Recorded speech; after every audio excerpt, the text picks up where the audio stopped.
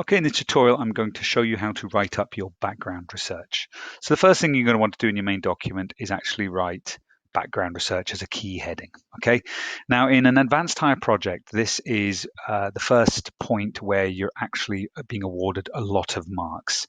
What you're showing the examiner at this point is that you've done wide reading around the topic areas which you are investigating, that you've discovered any particular theories or key areas of research that other people have done in this field, and that you're acknowledging that that exists already. And I'm not going to talk too long in this tutorial because you'll find the information I've given you here is fairly detailed in terms of how to approach doing background research.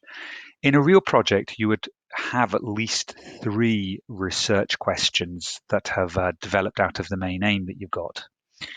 And therefore, you would probably be looking to, rather than write one massive background research, you'd want to do focused background research on each of your 3 research questions. So you could have your main heading background research, and then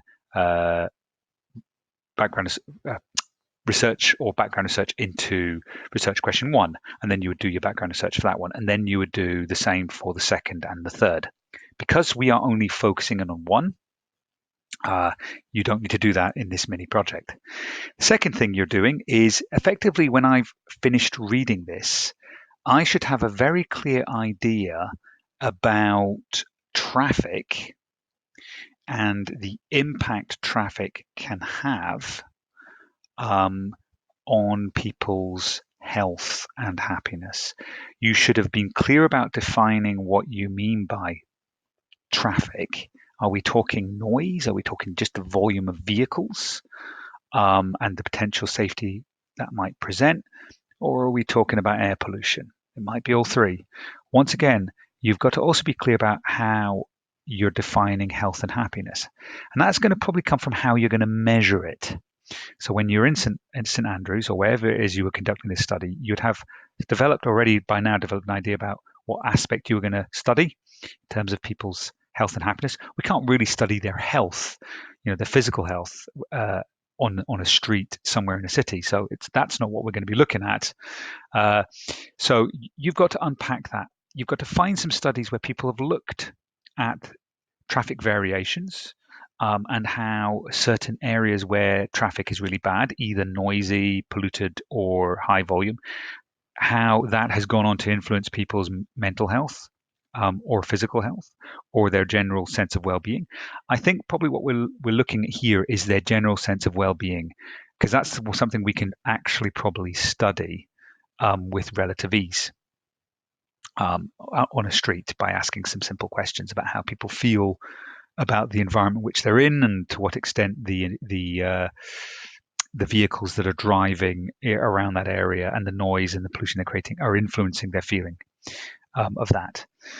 So read through all of these instructions. It doesn't just tell you how to conduct your research, how to find your background research, and you will be looking into some other people's work, preferably some academic research. I always think that's the best material. Journals are always the best to use.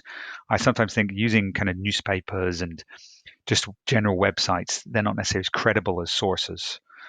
But if somebody studied this, and it can be anywhere in the world, it doesn't need to be Scotland, then what you get to do is, when you come up with the background research, and you definitely want some facts and figures, when you get your own data, you can compare what you've discovered against this material that you write about in your background research. Okay, so that's the tutorial for conducting background research. It's going to take you a little bit of time. You don't want it to be too long. Some people write background research that become, 1,000 and a half words. And that then becomes a problem because we have to cut it back. And clearly in this mini project, I would not expect to be seeing something that long. But your background research should certainly be much longer than your introduction.